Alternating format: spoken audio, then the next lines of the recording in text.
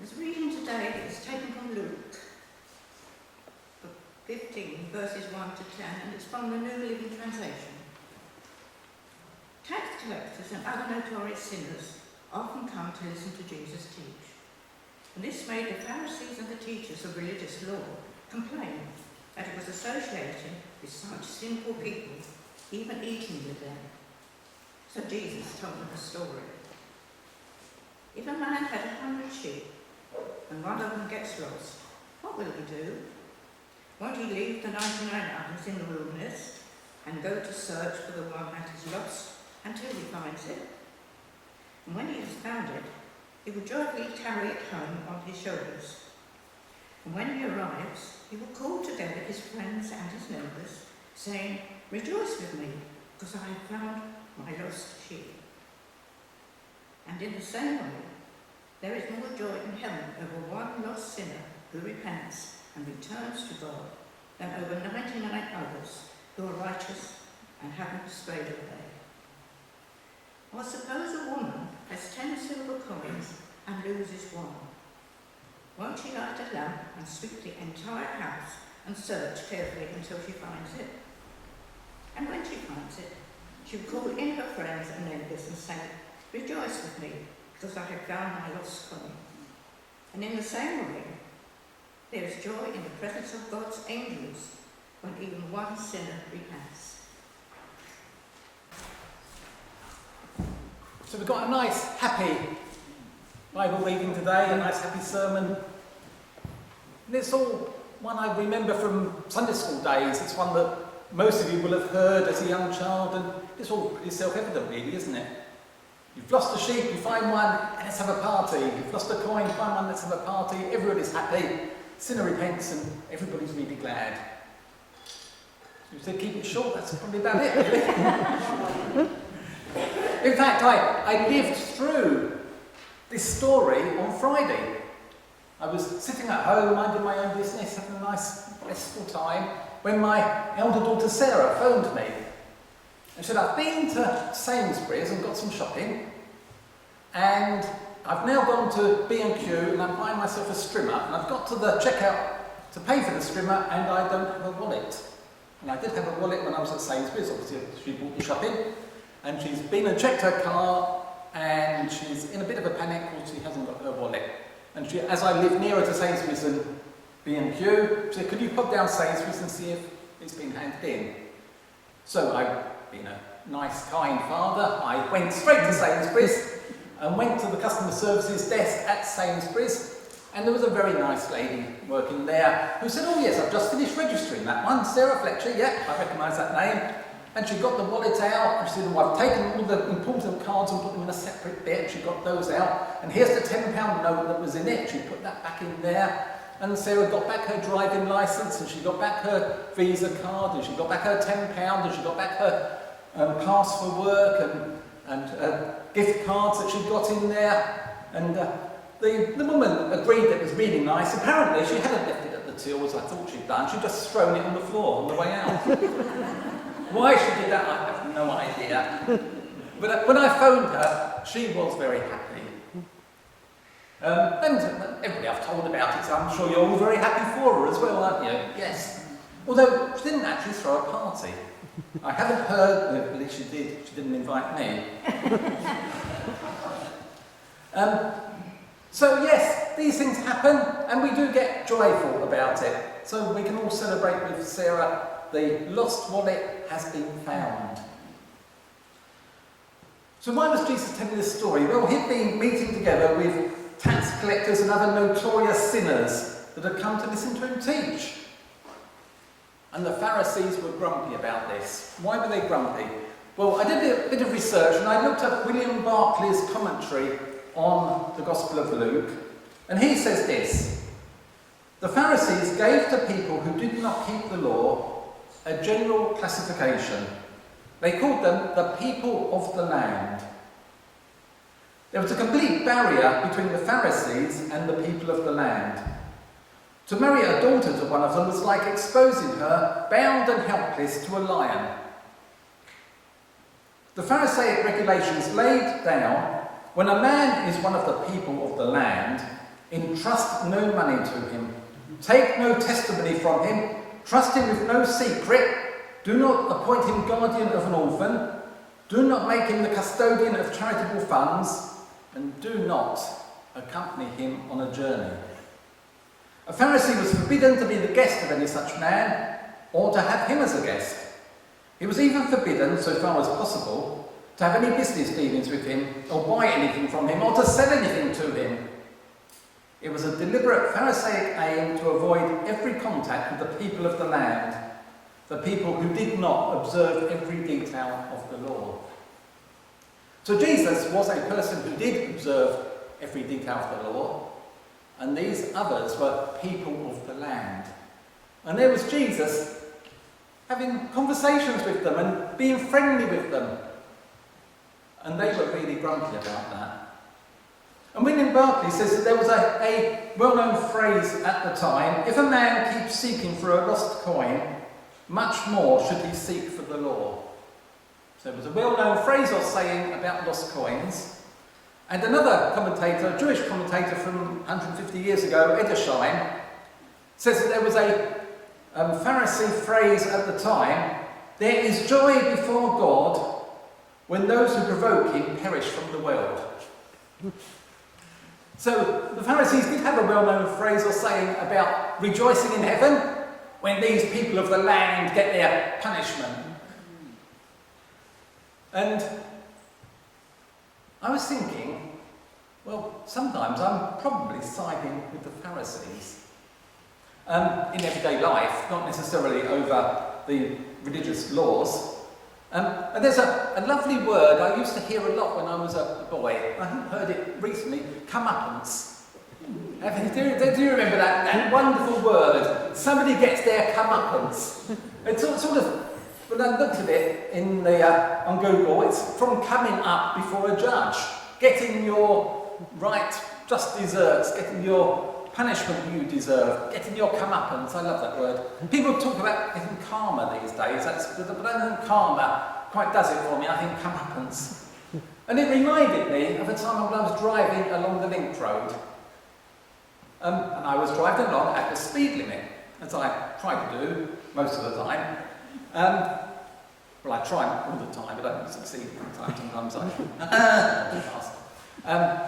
And I'm driving along the link road, and I don't know if you've ever driven along the link road at the speed limit, and cars behind get grumpy about that. And the car behind pulled out to overtake, and the poor car coming in the other direction had to swerve out the way because this car was overtaking me.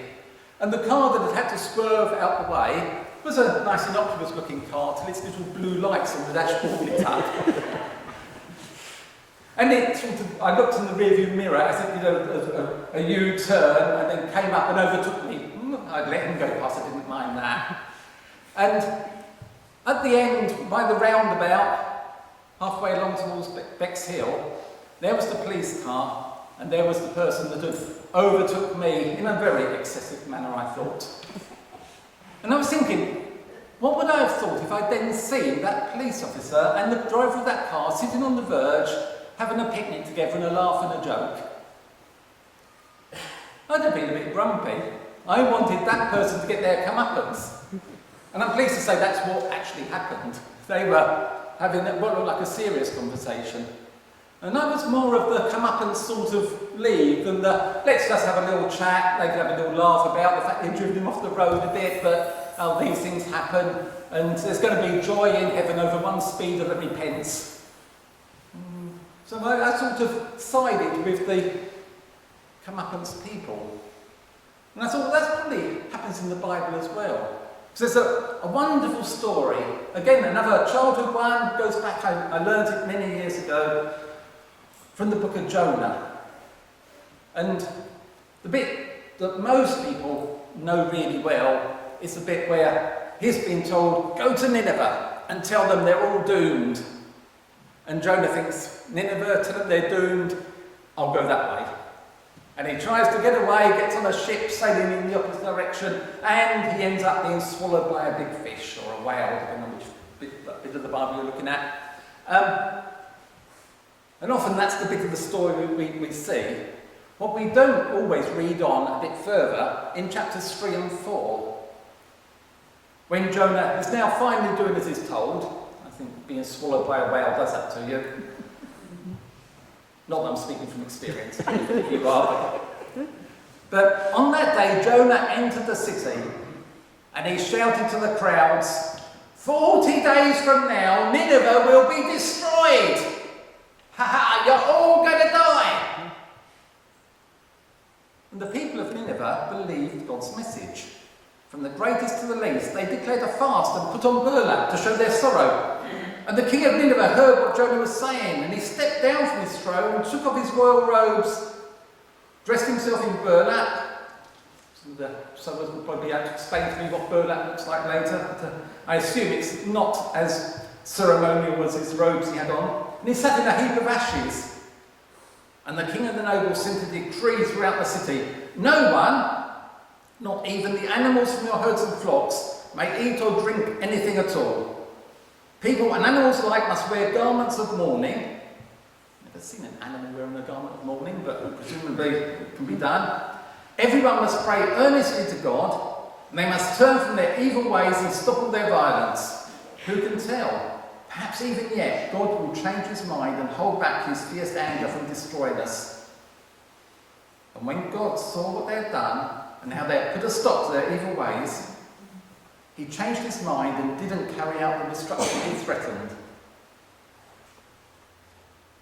Jonah saw this happening. He'd been going around, 40 days, you're all dead, you're doomed. And when he saw this change of plans, he got really upset and became very angry and complained. Didn't I say when I left home you'd do this, Lord? That's why I ran away. I knew you were merciful and compassionate, slow to get angry and filled with unfailing love. You're eager to turn from destroying people. Just kill me now, Lord. I'd rather be dead than alive if what I predicted didn't happen. I told them they're all going to die, you didn't kill them. I knew that would happen, you're just too nice. He wasn't rejoicing over the one sinner that had repented. A whole city full of sinners had repented, and he was really grumpy about it. Because he told them they're going to die, now they hadn't. What's that doing for his reputation as a preacher? And the Lord then taught him a lesson saying, well, that's not the way to be. And city of Nineveh had a 200-year reprieve before they were finally destroyed. So it's not just me that wants people to get their comeuppance when they're driving too fast. Jonah wanted people to get their comeuppance because they were sinful people and God had said he was going to punish them. And I think sometimes we do get into that mindset that we want people to get what they deserve rather than the mercy God wants to give them. But why a party? Why were they so excited that they held a party? I mean, Sarah got her wallet back and didn't throw a party. I mean, she was happy, but she wasn't that happy. So William Barclay is going to come to the aid explaining why there might have been a party when the shepherd found that lost sheep. Because apparently the shepherds in Judea had a hard and dangerous task. Pasture was scarce. There was a narrow central plateau, only a few miles wide, and it plunged down to the wild cliffs and the terrible devastation of the desert. And there were no restraining walls or nice little fence posts saying keep away from the cliff edge. And the sheep would wander around these dangerous areas.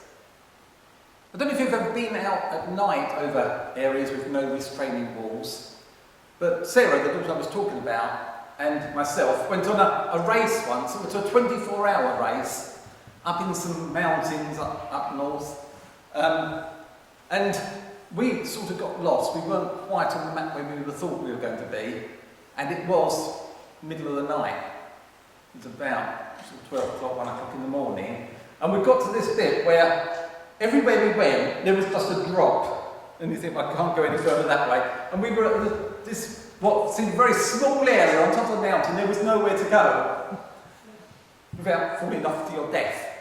And so we ended up wrapping in a space blanket and huddling there till daylight. About 5 o'clock in the morning we could see. Once there was some light, we could get down okay. We're still alive in case you're worrying about us. But it was a very miserable night for 5 hours sitting on top of a mountain with the wind hurling round. It was so windy that Sarah's space blanket blew in half and half of it just disappeared into the distance. But it was dangerous, and so we just didn't move. Were we shepherds, we would not have carried on looking out for the sheep. We would have said, we'll wait till daylight. So if a sheep were lost, the shepherd must at least bring home the hide to show how it had died. And the shepherds were expert at tracking and could follow the strange sheep's footprints. Do sheep have footprints? For miles across the hills. There was not a shepherd for whom it was not all in a day's work to lay down his life for his sheep. And many of the flocks were communal flocks, belonging not to individuals but to villages. There would be 2 or 3 shepherds in charge. Those whose flocks were safe would arrive home on time, and they would bring news that one shepherd was still out on the mountainside searching for a sheep that was lost. The whole village would be on watch. And then, when in the distance they saw the shepherd striding home with the lost sheep on his shoulder, there would rise from the whole community a shout of joy and thanksgiving. Not only was the sheep found, but the shepherd had returned safely. And I sort of tried to picture that, and I've never grown up in a sheep community where shepherds go up over mountains in the middle of the night, bringing back a sheep on their shoulders. And the nearest comparison I could think of was a mining community. I've never lived in a mining community either, but I have watched Poldark. And I've seen on Poldark what happens when there is a fall in the mine. The alarm sounds, and those people that can get up to the surface in safety, and the whole village is watching as the rescue team is going down the mine shaft to try and bring up the miners that are trapped below. And there is then a real party when the final miner is brought up alive. And I think that's the sort of feeling when this shepherd has come back with the sheep. Not just a lost sheep is found, but that all the work that's gone into it, and it's been found safely, and the shepherd is safe as well. That's the feeling of celebration that is happening in heaven when the sinner repents. And the coin seems a strange story. You've got 10 coins, you've lost one, you hunt for it, you find it. And I was trying to think of the distinction between the 2 stories. You've got a sheep that's wandered away, and then you've got a coin that didn't do anything itself to get lost. I'm sure you can't blame the coin to get lost. You might blame the sheep, you can't blame the coin. And the sheep is outside, and the coin is within the house. You've covered a woman and a man in the story, and the sheep is something that you're going to use as part of, well, you're either going to eat it, or you're going to fleece it, or perhaps milk it. We'll do some sheep's cheese, it's meant to be quite nice. But the coin, there are 2 possible explanations about the coins. One is it's quite a valuable coin, well, not terribly valuable, but it'd be worth about 1 day's wages. So for a poor person that's living hand to mouth with 10 coins, 10 days' wages, losing a whole day's wages is quite sad, quite worrying. But the other possibility is that 10 coins could symbolise the headdress that women wore with 10 silver coins on as a sign that they are married. So you could be thinking this more as the jewel dropping off your wedding ring. No, you don't have jewels on wedding ring, your engagement ring. Or having lost your wedding ring. There's something symbolic about it, not just a coin. But the other distinction that is probably quite important to think about is the coin was a drachma, and you've all got a visual aid now. It's really useful, thank you, Janet. And if you look at your coin, you'll see a picture of the Queen on it. The Queen's head is on every one of your coins. And the coin that was lost, assuming it was a Roman one, would have a picture of the emperor on it, or representing the king. So they've lost something with the mark of the king embossed on it, which obviously led me to Revelation chapter 3. Because I've always tended to think of this story as being somebody being lost and now found conversion. Somebody wasn't a Christian, they've now become a Christian, let's have a celebration. But at Revelation chapter 3, you've got a message to a church in Laodicea, where Jesus is saying, write this letter to the angel of the church at Laodicea. I know all the things you do. You're neither hot nor cold. You're just lukewarm. And you don't realise you're wretched and miserable and poor and blind and naked. And you've locked yourself in your room. And Jesus said, I stand at the door and knock. If you hear my voice and open the door, I will come in. But only if you open the door. And again, that passage is often thought of as this is your chance to be converted, but it's written to the church. It's written to Christians. And these Christians have locked themselves away. And Jesus is saying, I've come to search for you. I've come to find you. And I'm now knocking at the door. Let me in, and we can have that party. And if those Christians who have marked with the kings in their very being, just as that coin was, and they are inside the church, if they open the door, there will be a celebration, a party, because they're no longer being lukewarm and miserable and wretched and poor and blind and naked. They can be back with the King again.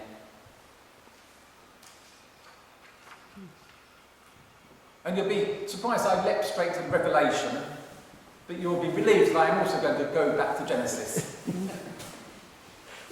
The very first story of somebody being lost, deliberately, willfully lost, is in Genesis chapter 3, where Adam and Eve have sinned. They've eaten from them. They only have one rule to follow. You can do anything you want except for one thing, and they did that one thing. And once they realised they'd done that one thing, they hid from the Lord among the trees. They went hiding from God. And if you're going to play hide and seek with anyone, somebody with all knowledge is probably not the best person to play hide and seek with. But they did, they tried it. They hid from the Lord among the trees. And the Lord called to them, where are you? Going along with the game of hide and seek, but he found them. Now, we were talking about this celebration in heaven when somebody that's lost is found. And I'm wondering what all the angels in heaven were thinking as they saw this story unfold. I don't think they were thinking, yeah, Adam and Eve have been found, there's going to be a party. They were thinking, they have one rule and they've broken it. And now God's found them. They're doomed. They're in so much trouble. They're going to get their comeuppance. And the angels would have been watching this story unfold when God says to them, okay, I'm going to clothe you. In fact, he also, in effect, says to them, I'm going to find a way that you can get back, because the Saviour will be coming from your descendants that will provide for your salvation. That's sort of in the text, not quite those words, but it's in there. And so the angels would have been saying, well, I don't really understand this, but this story is getting interesting. Perhaps we'll have to read all through the Bible and see how it unfolds, which is worth doing. It's good. But they wouldn't have been celebrating thinking, God's found these lost people. But they should be, because there was good news in being found by God and under his protection. So you've got the story of the lost sheep, you've got the story of the lost coin, you've got the story of the people hiding away in the room, not wanting to open the door, or hiding in the trees, not wanting to be found by God. You've got the story of somebody sitting there watching it all unfold and being really grumpy because people aren't being killed after all, and that was what was meant to happen. And the coin and the sheep are found for a purpose. The coin perhaps will reinstate the headdress, the wedding ring, or perhaps feed the family for an extra day. The sheep will be sacrificed and eaten, or will be fleeced and milked every day and live a long, happy life. I don't know exactly what its prospects are. And what I think we need to do now is think about what our role is in the story. There's lots of different characters that we might identify with. And probably we go through different ones at different times in our lives as well. You may be the sheep or the lost coin. You may be cowering in your room, hoping God doesn't find you. You may be hiding in the trees thinking, I've blown it. There was one rule God told me not to do and I've done it. I'm now going to hide from Him. You may be the lost sheep or the lost coin. And all you have to do is open the door or call out to God, I'm over here, and there will be a party, a celebration, a happy reunion, joyfulness.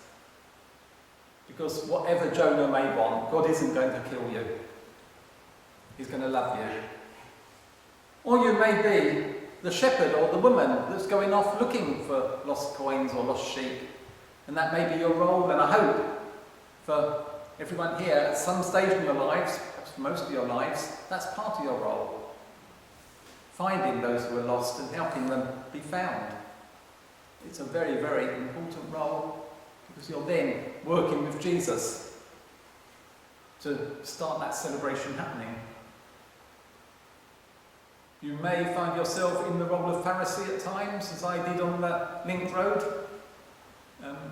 Probably that's not an appropriate role for much of the time. If you find, as I do, you're going to the Pharisee mode, you probably want to sit back and have a little chat with God and think, well, what should my reaction be in this situation?